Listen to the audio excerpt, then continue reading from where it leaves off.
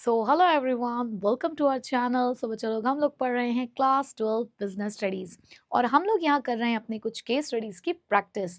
हमारी इस case study series में आज हम लोग पहुँच चुके हैं अपने चैप्टर नंबर 5 यानी कि ऑर्गेनाइजिंग तक। 4 चैप्टर की केस स्टडीज़ हम लोग डिस्कस कर चुके हैं। इस सीरीज़ के पीछे जो मोटिव है वो ये कि आप लोगों को केस स्टडी सॉल्व करना समझ आए। अभी हम बहुत ज़्यादा नंबर ऑफ क्वेश्चंस जो हैं वो सॉल्व नहीं कर रहे हैं। अभी तो हम सिर्फ यहाँ पर देख रहे हैं कि अलग अलग कॉन्सेप्ट से किस तरीके से जो केस स्टडी है वो पूछी जा सकती है। उस केस स्टडी के अंदर हमें कीवर्ड्स को कैसे आंसर करना है और किस तरीके से केस स्टडी के आंसर को लिखना है। तो बेसिकली इस सीरीज का पर्पस है आपको केस स्टडीज के डिफरेंट टाइप ऑफ क्वेश्चन से फेमिलियर कराना। अभी हमारी जो और भी आगे सीरीज आएंगी जो एग्जाम टाइम में रहेगी, वहां पर हम भर भर के केस स्टडीज के क्वेश्चन सॉल्व करेंगे और तब तक आप लोग सारे चैप्टर्स में एकदम मास्टर हो चुके होंगे और आपको बहुत मजा आएगा उस टाइम पे केस स्टडीज को सॉल्व करने में। ठीक है बच्चों, तो आपको मास्टर बनाने के लिए अभी फिलहाल जो ये सीरीज है वो चल रही है।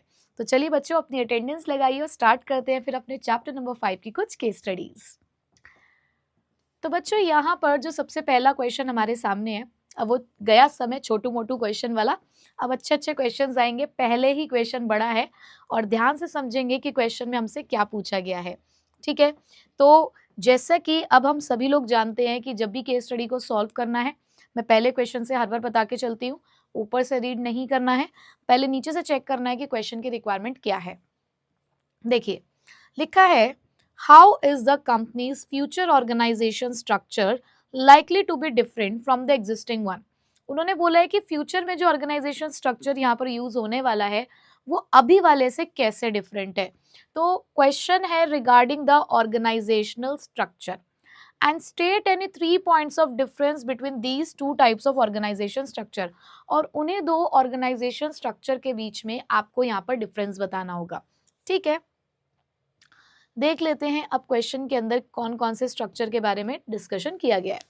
So the activities and employees in the Elegance private limited, a footwear manufacturing company, can be broadly grouped into 5 departments.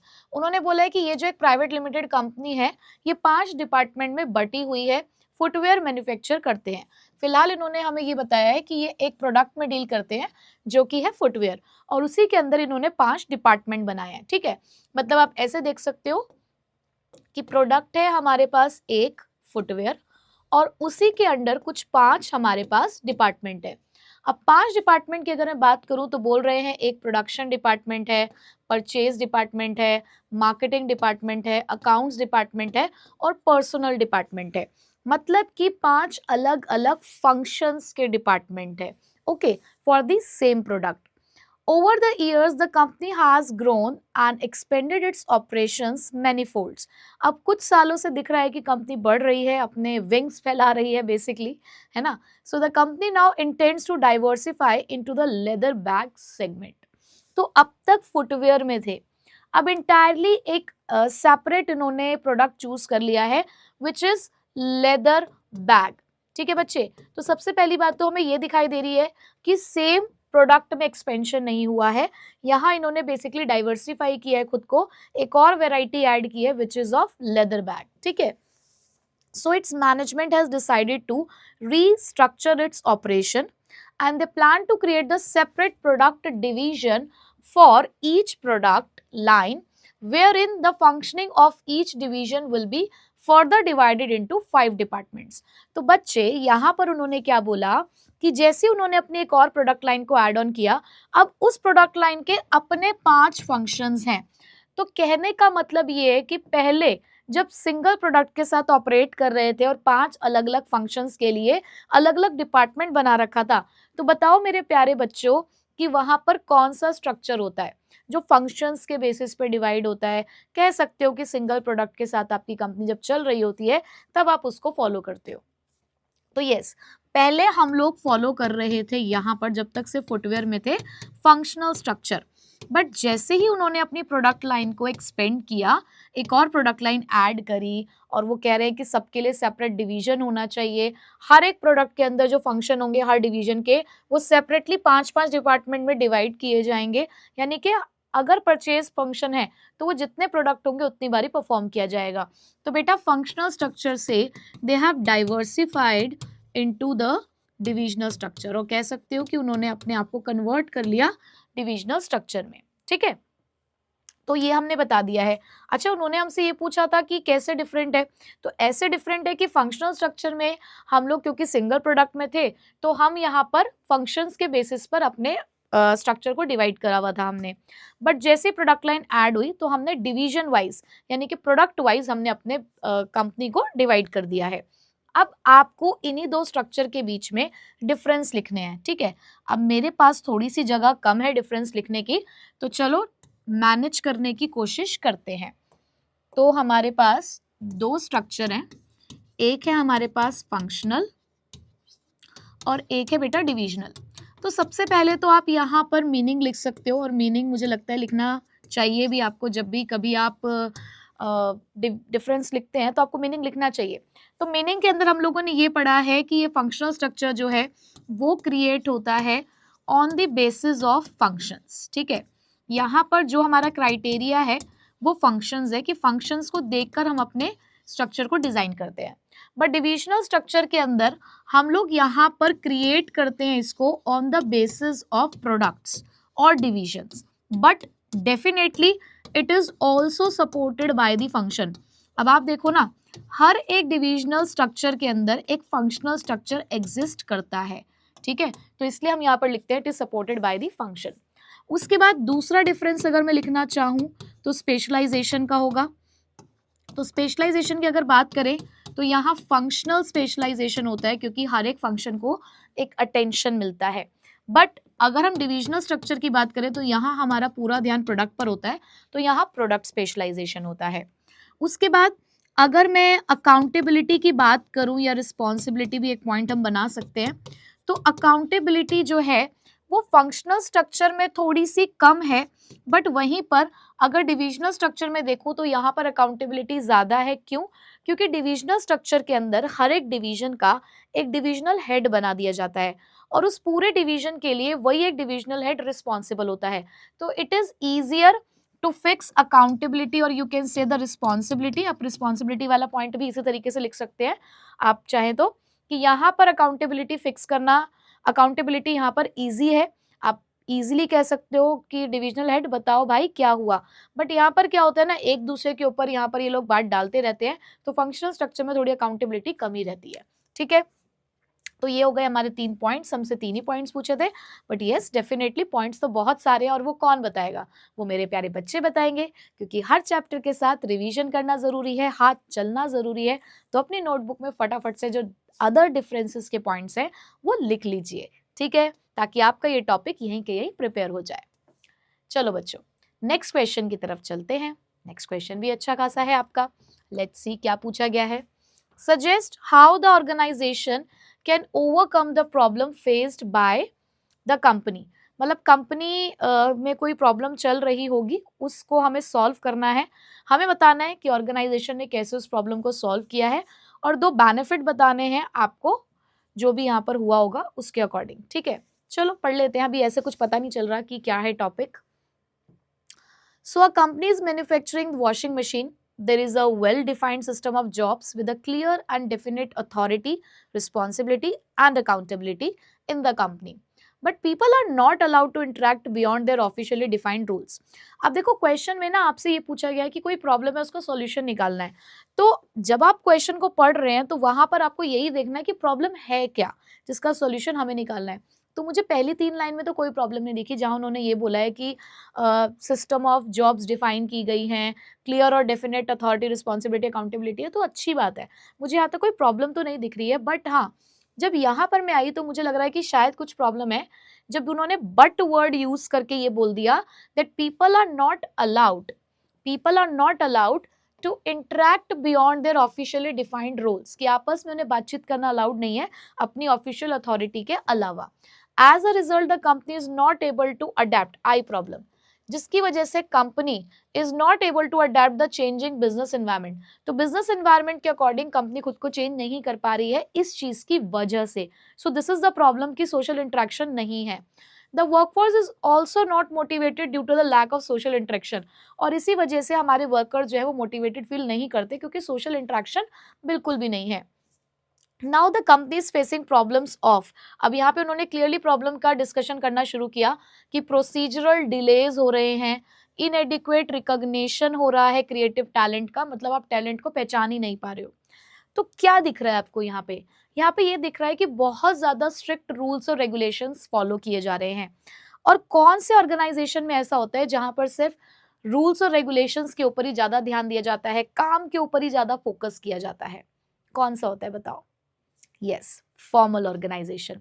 अब हमें निकालना है इस प्रॉब्लम का सोल्यूशन, जहां पर प्रॉब्लम यही है कि सोशल इंटरेक्शन नहीं है। अब वो कौन सा ऑर्गेनाइजेशन है जो आपको सोशल इंटरेक्शन करने में मदद करता है? बेटा वो होता है हमारा इनफॉर्मल ऑर्गेनाइजेशन। तो कंपनी अपनी इस प्रॉब्लम को ओवरकम कर सकती है by adopting the informal organisation. ठीक है, तो इनफॉर्मल ऑर्गेनाइजेशन की मदद से इस प्रॉब्लम को सॉल्व किया जा सकता है। अब इससे बेनिफिट क्या मिलेगा? इससे बेटा दो बेनिफिट मिलेंगे। पहला बेनिफिट तो ये होगा कि क्विक स्प्रेड ऑफ इंफॉर्मेशन होगा। ठीक है, क्विक स्प्रेड ऑफ इंफॉर्मेशन, जिसको आप फास्टर स्प्रेड ऑफ इंफॉर्मेशन भी लिख सकते हैं। ठीक है, उसके अलावा जो कमियां फॉर्मल ऑर्गेनाइजेशन की हैं वो सारी कमियां जो है आपकी इनफॉर्मल में दूर हो जाती हैं। प्लस एक और भी है यहाँ पर, it fulfils the social needs. ये जो सोशल इंटरेक्शन नहीं हो पा रहा है यही एक बहुत बड़ा रीजन है ना। तो it fulfils the social needs और it fills the inadequacies of the formal organisation. Triple F करके हमने एडवांटेज ऑफ इनफॉर्मल याद किया था, तो जब वो बेनिफिट पूछ रहे हैं तो आपको सिंपली उसके अंदर एडवांटेज ही लिखनी है। ठीक है, अब मेरा आपसे क्वेश्चन क्या है यहाँ पर? मेरा आपसे क्वेश्चन है कि चलो एडवांटेज तो रिवाइज हो गई, डिसएडवांटेज भी तो रिवाइज करनी जरूरी है ना। तो एक काम करो, मुझे कमेंट बॉक्स में इनफॉर्मल ऑर्गेनाइजेशन के डिसएडवांटेज और बता दो, आपका पूरा टॉपिक रिवाइज हो जाएगा। ठीक है, चलो बच्चों आगे बढ़ते हैं। नेक्स्ट नेक्स्ट नेक्स्ट नेक्स्ट अब नेक्स्ट के अंदर आपको आइडेंटिफाई करना है, एक्सप्लेन करने हैं दो type of organisation that have been discussed, जो भी यहाँ पे डिस्कस हुए होंगे, and state any 3 differences between the types of organisation as identified above. और जो भी आपने आइडेंटिफाई किया होगा उसके बीच में आपको डिफरेंस दिखना है। Okay, so what is the question? Question is, Sudhir is working as a purchase manager in a power sector company. All his subordinates hold him in high regard for its exceptional managerial skills. तो सुधीर काम करते हैं as a purchase manager power sector company के अंदर, और उन्हें बहुत ज़्यादा माना जाता है उनकी कंपनी में क्योंकि बहुत ही बेहतरीन मैनेजरल स्किल्स हैं उनके। And on one hand as a manager he is tough task master and expects the strict compliance to the organization rules and procedure from his subordinate. अब एक बारी में तो ऐसा रोल प्ले करता है कि बहुत ही ज्यादा स्ट्रिक्ट होता है, टफ टास्क मास्टर की तरह काम करता है, कहता है कि सबको रूल्स और रेगुलेशंस को फॉलो करना होगा और अपने सबॉर्डिनेट से उनको फॉलो करवाता भी है। And on the other hand he makes the conscious efforts to develop the rapport with the subordinates by interacting freely with them during the lunch breaks in the cafeteria. और देखो यारी दोस्ती भी पूरी चल रही है उनके साथ, अपना एक रिलेशनशिप बिल्डअप करने के लिए सबॉर्डिनेट्स के साथ लंच ब्रेक में उनके साथ बैठता है और कैफेटेरिया में बैठकर उनके साथ खूब गपशप करता है, चुगली करने बैठता है, सारी चुगलियां सुनने के लिए बैठता है। देख लो कितना तेज है, काम निकलवाने का कितना बढ़िया तरीका निकाला है इसने। So many a times these chit chats helps him to get an insight into the views and the opinions of his team members about the policies of the organization. और इससे क्या जानने की कोशिश करता है इस चिट चैट से कि भैया इनके क्या ओपिनियंस हैं, क्या व्यू पॉइंट्स हैं ऑर्गेनाइजेशन के बारे में, ऑर्गेनाइजेशन की पॉलिसी के बारे में। तो किस तरीके का माहौल, किस तरीके का ऑर्गेनाइजेशन यहाँ पर सुधीर मेंटेन करके चल रहा है, जहाँ पर रूल्स और रेगुलेशंस भी है और आपस में बहुत बढ़िया बढ़िया चुगली वाली बातें भी हैं। तो बेटा दो ऑर्गेनाइजेशंस जो यहाँ पर क्लियरली मेंशन्ड है वो है फॉर्मल एंड इनफॉर्मल ऑर्गेनाइजेशन। मैं आराम आराम से प्यार प्यार से इसलिए बोल रही हूँ ताकि आप लोग मुझसे पहले आइडेंटिफाई करके लिख लो, वरना अगर तुरंत मैंने ही आंसर बता दिया तो फिर प्रैक्टिस का क्या ही फायदा होगा, है ना। मुझे एट द एंड आंसर तो बताना ही है, बट मैं चाहती हूँ कि मेरे पढ़ते पढ़ते ही आप लोग आंसर फटाफट से गेस करके उसको लिखते जाएं। ठीक है, अब बच्चे डिफरेंस लिखना है इन्हीं दो ऑर्गेनाइजेशंस के बीच में। तो चलिए अब दोनों के बीच में डिफरेंस लिख देते हैं। सबसे पहले फॉर्मल और उसके बाद इनफॉर्मल, ठीक है। ओके, सो फॉर्मल का सबसे पहले मीनिंग, फॉर्मल ऑर्गेनाइजेशन जो क्रिएट होता है बेसिकली वो कैसे क्रिएट होता है, it is created by the top management, ठीक है। ये हमारा by the managerial position, by the job position, by the authority responsibility, हमारा जो फॉर्मल ऑर्गेनाइजेशन होता है वो वहीं से क्रिएट होता है। बट इनफॉर्मल ऑर्गेनाइजेशन हमारा क्रिएट होता है बाय द सोशल इंट्रैक्शन और द नेटवर्क से, जो हमारा सोशल रिलेशनशिप्स का वो बेसिकली इसको अराइज करता है। दूसरा, कम्युनिकेशन की अगर हम बात करें कि यहाँ पर बातचीत कैसे हो रही है, तो फॉर्मल ऑर्गेनाइजेशन में स्केलर चेन है, आप चेन ऑफ कमांड को फॉलो करते हो, चेन ऑफ कम्युनिकेशन को फॉलो करते हो, बट यहाँ पे कोई ऐसा स्केलर चेन या चेन ऑफ कमांड को फॉलो नहीं किया जाता है।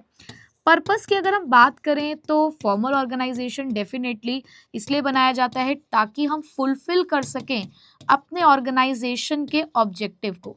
बट वहीं पर अगर इनफॉर्मल ऑर्गेनाइजेशन की बात की जाए तो इनफॉर्मल ऑर्गेनाइजेशन कहीं हद तक सोशल नीड्स को पूरा करने के लिए, एक साइकोलॉजिकल सेटिस्फैक्शन देने के लिए बेसिकली यहाँ पर बनाया जाता है, ताकि लोगों के बीच में जो भी एक कह सकते हो कि जो मेंटल प्रेशर आ जाता है काम की वजह से, उसको बेसिकली रिलीज करते हैं, आपस में बातचीत करते हैं। तो यहाँ पर आप कह सकते हो कि पर्पस यही है कि जो कमियां जो कमियां फॉर्मल ऑर्गेनाइजेशन की है उसको इनफॉर्मल ऑर्गेनाइजेशन खत्म कर देता है, ठीक है। सो आई होप कि ये क्वेश्चन भी आप लोगों ने बहुत आसानी से कर लिया होगा, बहुत इजी क्वेश्चन था। नेक्स्ट, चलो भाई सारे क्वेश्चन बहुत बड़े बड़े आ रहे हैं, है ना, क्या बात है। चलो देखते हैं क्या है। Identify the concept followed by the Tarun which helped in achieving the company's goal. तो पता नहीं कौन सा उसने गोल अचीव किया है और कौन सा कॉन्सेप्ट फॉलो किया है, हमें आइडेंटिफाई करना है। और उसी के कोई 2 पॉइंट ऑफ इंपॉर्टेंस जो है वो हमें बताने, कोई भी 2 बता सकते हैं हम, हमें ऐसा नहीं करना कि ऊपर से ही हाईलाइट करने हो, ठीक है। तो कॉन्सेप्ट पता चल गया तो इंपॉर्टेंस तो हम बता ही देंगे। चलिए देखते हैं। सो Verso Cars opened their new car showroom in Kenward. They appointed Tarun as a general manager for managing their operations. He was responsible for meeting the sales targets, keeping a check on inventory, building the customer relations, ensuring the compliance with the regulation, etc. However, the high volume of work made it impractical for him to handle it all by himself. तो भाई हमारे जो ये तरुण साहब हैं, इनको as a general manager यहाँ पर अपॉइंट किया गया है और बहुत सारा काम कर रहे थे। अब धीरे धीरे ये लगने लगा कि अकेले ये सारा काम करना इनके लिए ठीक नहीं है और हो भी नहीं पा रहा है, इम्प्रैक्टिकल सा लग रहा है। So to meet the company's goal he and to ensure that all the work is accomplished, he appointed Nikhil. अब अपने गोल को, कंपनी के गोल को अचीव करने के लिए उन्होंने कहा कि हमने ना निखिल को अपॉइंट किया है एज अ सेल्स मैनेजर। खुद ये जनरल मैनेजर है, रखा है इन्होंने एक सेल्स मैनेजर, यानी कि अपने से नीचे एक पर्सन को अपॉइंट किया, दैट इज द सबऑर्डिनेट, ठीक। Nikhil was given the authority, और निखिल को अथॉरिटी दी गई है to take the decision inherent in his managerial position, कि आपकी मैनेजरियल पोजीशन के तहत जितनी अथॉरिटी आपको संभालनी बनती है उतनी अथॉरिटी हम आपको दे रहे हैं, मतलब कि अपनी अथॉरिटी को आपको क्रॉस नहीं करना है। And to tell people what to do and expect them to do it, और आप बता सकते हो लोगों को कि क्या काम उन्हें करना है और क्या हम एक्सपेक्ट कर रहे हैं उनसे, क्योंकि वो भी एक मैनेजर है ना, वो भी एक डिपार्टमेंटल मैनेजर है, सेल्स मैनेजर बना दिया आपने उसको। So he not only had to ensure that sales targets are met, but was also to guide the sales representatives and had to report directly to the तरुण। अब basically हुआ क्या है, हुआ ये है कि तरुण जो खुद एक जनरल मैनेजर था, उसने अपने अंडर एक सबऑर्डिनेट को यहाँ पर अपॉइंट किया, निखिल को, और उसे बनाया सेल्स मैनेजर। अब निखिल चाहे जो मर्जी काम कर रहा है अपने डिपार्टमेंट के अंदर, वो उसके मैनेजर पोजीशन के अंदर आता है, जहां पर वो अपने रिप्रेजेंटेटिव को गाइड करता है, उनको इंस्ट्रक्शंस देता है, उनसे सारे काम करवाता है। But at the end of the day Nikhil has to report to Tarun about the same, उसे वो सारी जानकारी जाकर तरुण को देनी है, मतलब पूरी आपने जो अथॉरिटी है वो आपने निखिल को नहीं सौंपी है। यहाँ जो उसकी अकाउंटेबिलिटी है वो तरुण के साथ अभी भी जुड़ी हुई है। तो देखिए यहाँ पर जो बात लिखी हुई है, as a result Tarun was able to concentrate more on the important matters and ensure that all the work is accomplish. तो अब यहाँ पर क्या हुआ कि इतना सब कुछ रूटीन वर्क जो वो पहले खुद कर रहा था, अब वो उसका सेल्स मैनेजर निखिल कर रहा है, तो उसे टाइम मिल रहा है इंपॉर्टेंट एरियाज में यहाँ पर कॉन्सेंट्रेट करने के लिए और सारा काम हो रहा है। तो कहीं ना कहीं जो पूरा क्वेश्चन है वो अथॉरिटी को फोकस कर रहा है, अथॉरिटी सौंपना, इस चीज पर ध्यान दे रहा है। तो अथॉरिटी सौंपना क्या कहलाता है? डेलीगेशन। तो बेटा यहाँ पर बात हो रही है डेलीगेशन। अब यही डेलीगेशन एक वाइडर स्केल पे नहीं हो रहा है, यहाँ पर सिर्फ बातचीत तरुण और निखिल के बीच तक ही रही है। तो कौन सा ऐसा कॉन्सेप्ट है जहां हम अथॉरिटी बांटते तो हैं but it is limited between a superior and his immediate subordinate? तो बेटा यहाँ बात हो रही है कौन से कॉन्सेप्ट की? Delegation of authority. ठीक है, क्योंकि अभी स्कोप लिमिटेड है, यहाँ पर उसको रिपोर्ट भी करना है, पूरी तरीके से आपको ऑटोनॉमी नहीं दी गई है। तो यहाँ बात हो रही है डेलीगेशन ऑफ अथॉरिटी की। और डेलीगेशन ऑफ अथॉरिटी के लिए क्या एक्रोनिम थी पता नहीं, मुझे तो याद ही नहीं आ रही है, क्योंकि मेरे प्यारे बच्चों को याद होते हैं ना सब कुछ, मैंने तो पढ़ा दिया, अब मेरे प्यारे बच्चों को सब कुछ याद है। तो स्टॉप करिए वीडियो को, कमेंट बॉक्स में पूरी एक्रोनिम बताओ मुझे कि क्या है importance of delegation of authority के एक्रोनिम, और उसके सारे पॉइंट्स फटाफट से लिखो, क्योंकि 2 इंपॉर्टेंस के पॉइंट्स तो हमें यहाँ पर बताने भी है। ठीक है, तो चलो मान लेती हूँ कि तुमने बता दिया होगा। अब 2 पॉइंट्स मैं यहाँ पर लिख देती हूँ, जिसमें पहला पॉइंट है बेटा इफेक्टिव मैनेजमेंट, और सेकंड आप लिख सकते हैं एम्प्लॉयज डेवलपमेंट। अब पॉइंट्स तो और भी बहुत सारे हैं, बट मेरे प्यारे बच्चों ने बाकी के पॉइंट्स लिख दिए होंगे, ऐसी उम्मीद मैं करती हूँ। ठीक है, तो चलिए बच्चों, ये वाला क्वेश्चन भी हमारा कंप्लीट हुआ। बढ़ते हैं नेक्स्ट क्वेश्चन की तरफ। हाँ जी, तो अब नेक्स्ट क्वेश्चन आया है, फिर से एक लंबा चौड़ा क्वेश्चन, छोड़ नहीं रहे हैं ये हमें कि छोटू मोटू सा क्वेश्चन दे दें। Identify and explain the policy followed by the Home Creation Limited to run their stores successfully। तो कोई पॉलिसी यहाँ पर इन लोगों ने फॉलो करी है, वो हमें बताना है, एक्सप्लेन भी करना है, और उसी के 3 पॉइंट्स बताने हैं जहाँ पर उसकी इंपॉर्टेंस को समझाया जाएगा। ठीक है, तो इंपॉर्टेंस तो कोई भी 3 बतानी है, वो तो हम बता देंगे, बट उसके लिए पहले क्वेश्चन पढ़ लेते हैं कि कौन सी पॉलिसी है। So Home Creation Limited is well known chain of the large departmental store offering various types of product under the one roof. तो बहुत सारे प्रोडक्ट्स बेच रहे हैं। The company owns 50 stores in the various parts of the country. 50 stores हैं इनके। Each store is placed under the charge of a manager who is allowed to run their store. रिम नहीं है बेटा, ये रन है ना, यहाँ पर ये रन है। तो यहाँ उन्होंने बोला है हर एक स्टोर का हमने जो चार्ज है वो एक मैनेजर को दे रखा है, जहां पर वो स्टोर को चला सकते हैं autonomously by deciding about the product which may be promoted, the appointment of staff, the ways to handle the customer complaint, etc. अब यहाँ पे हर एक स्टोर की जो बैकडोर है वो एक एक मैनेजर को दे रखी है, और उस स्टोर से रिलेटेड जितनी भी चीजें हैं वो वही मैनेजर करता है, यानी कि सारी की सारी अथॉरिटी उस स्टोर को चलाने की उन्हीं के हाथों में है। अब as these managers have a deeper knowledge of the local situation, it enables them to take the decision effectively, keeping in view the local circumstances and the customer need. अब क्योंकि वो मैनेजर अपने आप में बहुत ही ज़्यादा नॉलेजेबल है, तो इवन जो भी डिसीजन है ना, वो डिसीजन भी वो लोग खुद ही लेते हैं लोकल सिचुएशन और सर्कमस्टांसिस को देखते हुए। So this approach helps to improve the customer service and at the same time serves to boost the morale and increase the job satisfaction of the store manager as it empowers them to innovate and use their initiatives. अब यहाँ पर customer तो खुश थे ही, managers भी सारे खुश हैं, क्योंकि उनको वो पावर दी गई है जहाँ पर वो अपने इनोवेटिव स्किल्स, अपने क्रिएटिव स्किल्स का इस्तेमाल कर सकते हैं, इनिशिएटिव ले सकते हैं। मतलब कि यहाँ पर भी एक कंपनी है, वेल नोन कंपनी है, 50 स्टोर चलाती है। अब 50 स्टोर डेफिनेटली कोई एक बंदा तो नहीं चला सकता, तो यहाँ उन्होंने अथॉरिटी बांटनी शुरू करी, हर एक मैनेजर को अथॉरिटी बांटी है। तो अथॉरिटी तो यहाँ भी बांटी गई है, पर यहाँ अथॉरिटी एक वाइडर स्केल पर बांटी गई है। यहाँ उन्होंने ये बात कह दी है कि डिसीजन भी आप ही लेंगे, उस स्टोर को रन करने की पूरी बागडोर आपके हाथों में ही है। ऑटोनॉमसली उन्होंने बोल दिया है कि फुल फ्रीडम के साथ आप काम कर सकते हो। तो तो बेटा यहाँ डेलीगेशन ऑफ अथॉरिटी का जो स्कोप है वो वाइडर हो गया है, और वाइडर होते ही ये कॉन्सेप्ट हमारा क्या कहलाता है, ये कॉन्सेप्ट हमारा कहलाता है सेंट्रलाइजेशन। तो जिस पॉलिसी को उन्होंने यहाँ पे फॉलो किया है बेटा वो डिसेंट्रलाइजेशन है। ठीक है, तो जिस पॉलिसी को यहाँ पे फॉलो किया गया है वो क्या है, डिसेंट्रलाइजेशन है, जहां पर जो स्कोप था डेलीगेशन ऑफ अथॉरिटी का वो बढ़ गया। ठीक, अब डिसेंट्रलाइजेशन की इंपॉर्टेंस भी तो मेरे प्यारे बच्चे ही बताएंगे ना, तो फिर से स्टॉप करो और उसके बाद फटाफट से एक्रोनिम लिखो, सारे पॉइंट्स लिख डालो और उसके बाद चेक करना कि मैंने उनमें से कौन से 3 पॉइंट्स लिखे हैं। ठीक है, तो चलो सबसे पहला पॉइंट जो मुझे लगता है वो यही जो इनिशिएटिव की जैसे यहाँ पर भी बात हुई है, डेवलप्स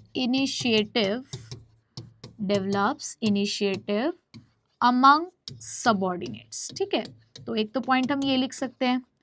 उसके बाद क्योंकि यहाँ पर पूरी ऑटोनॉमी और फ्रीडम दिया जाता है तो यहाँ पर develops talent for the future या डेवलप फ्यूचर मैनेजर्स, ये भी आप लिख सकते हैं, डेवलप्स फ्यूचर मैनेजर्स।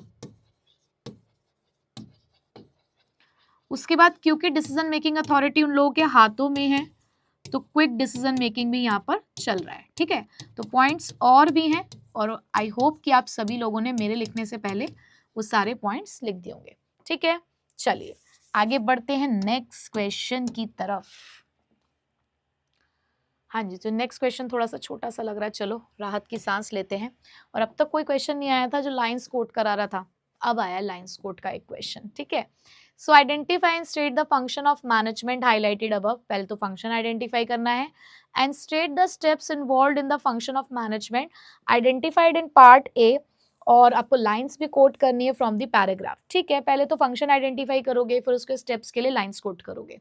चलिए, so in a school fete the whole activity is divided into the task group, each dealing with a specific area like the food committee, the decoration committee, the ticketing committee and so on. These are under the overall supervision of the official in charge of the event. Coordinating the relationships and are established among the various groups to enable the smooth interaction and clarity about each group's contribution towards the event. तो question तो खत्म हो गया, मैंने कुछ भी यहाँ पर अंडरलाइन नहीं किया। पॉइंट इज कि मैं चाहती थी कि आप लोग यहाँ पर पहले पहचाने, तो आई होप कि पहचान तो आपने लिया होगा, बट कुछ बच्चों के माइंड में अभी भी एक कंफ्यूजन होगा कि मैम हम फंक्शन कैसे पहचानेंगे। तो बेटा फंक्शन पहचानने का मैं आपको बताती हूँ कि क्या तरीका है। जैसे कि पहला फंक्शन है हमारा प्लानिंग, क्योंकि यहाँ तो चलो मैं पता है ऑर्गेनाइजिंग का चैप्टर है तो फंक्शन भी ऑर्गेनाइजिंग का ही होगा। अब जैसे कि प्लानिंग है तो प्लानिंग के अंदर कहीं ना कहीं ऑब्जेक्टिव सबसे पहले सेट किया जाता है। यहाँ ऑब्जेक्टिव सेट होने के बाद का काम चल रहा है। अब ऑब्जेक्टिव सेट होने के बाद का काम चल रहा है तो इसका मतलब प्लानिंग तो नहीं है।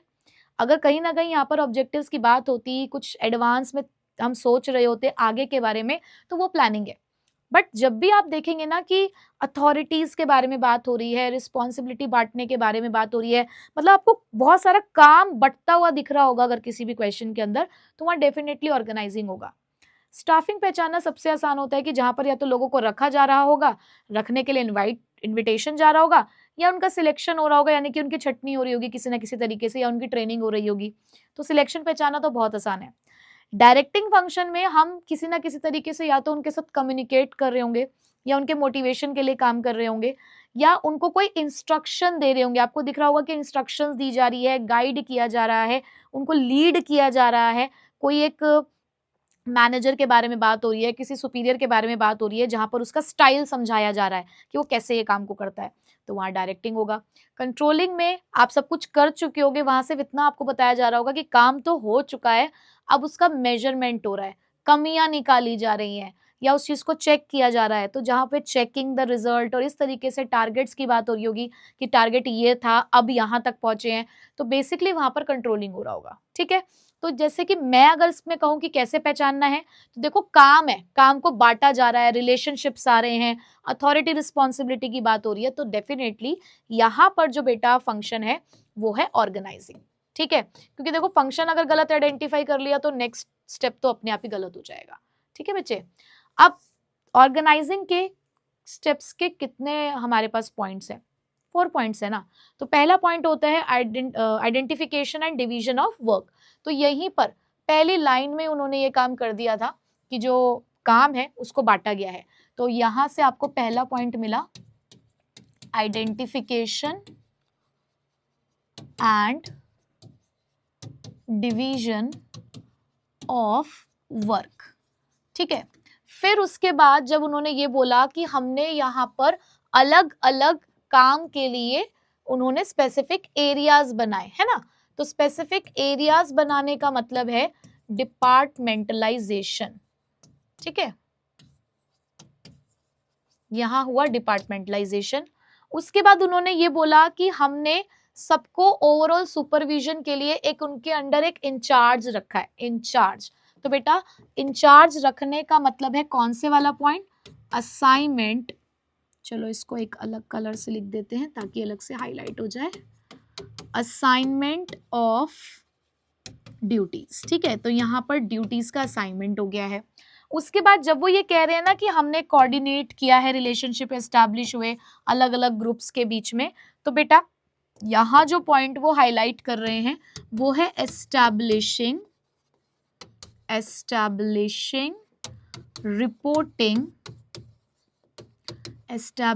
Reporting relationships.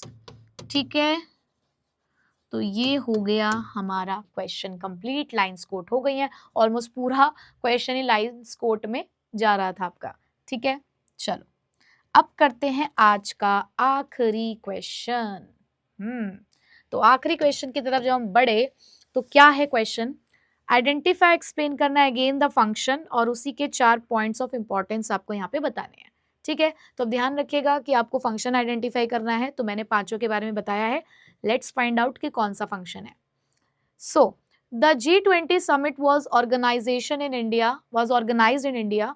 The government left no stone unturned to make G20 a success. तो मतलब गवर्नमेंट ने कोई यहाँ पर कमी नहीं छोड़ी कि उसको हम एक सक्सेसफुल इवेंट ना बनाए, उन्होंने सब काम किया है उसके अंदर। At the higher level, the work to be performed was identified and grouped to enable the people to work more effectively together for accomplishment of the organizational objective. This involved building infrastructure, beautification of the city, hospitality, security arrangement, etc. Duties were assigned to different job positions, which led to the establishment of clear relationship. This helped in creating a hierarchical structure and in coordination among all the working of the summit. अब देखो यहाँ पर clearly काम को किस तरीके से बांटा गया। स्टार्टिंग से मतलब मुझे प्रोसेस के सारे पॉइंट्स यहाँ पर दिख रहे थे कि अगर इस क्वेश्चन में प्रोसेस पूछते तो बहुत क्लियरली हमारे पास लाइंस है, काम बटा है, फिर उनके डिपार्टमेंट्स बने हैं, फिर उसके बाद असाइनमेंट हुआ है ड्यूटी का, रिपोर्टिंग रिलेशनशिप एस्टैब्लिश हुआ है। तो फिर से आपको यहाँ पे काम दिख रहा है, तो बेटा कौन सा फंक्शन है, फंक्शन ऑर्गेनाइजिंग है। अब 4 पॉइंट्स ऑफ इंपॉर्टेंस बताने हैं, और मेरे प्यारे बच्चों तो 4 क्या सारी बता देंगे। तो चलो फिर से वीडियो को स्टॉप करो, एक्रोनिम लिखो और फटाफट से सारे के सारे पॉइंट्स ऑफ इंपॉर्टेंस लिख दो। तुम वो लिखो, फिर आके यहाँ पर चेक कर लेना जो मैं बता रही हूँ। ठीक है, तो बच्चों पहला पॉइंट हमारे पास कौन सा है, पहला पॉइंट है बेनिफिट्स ऑफ स्पेशलाइजेशन। एक पॉइंट आप ये लिख सकते हो, बेनिफिट्स ऑफ स्पेशलाइजेशन। दूसरा पॉइंट है क्लैरिटी इन वर्किंग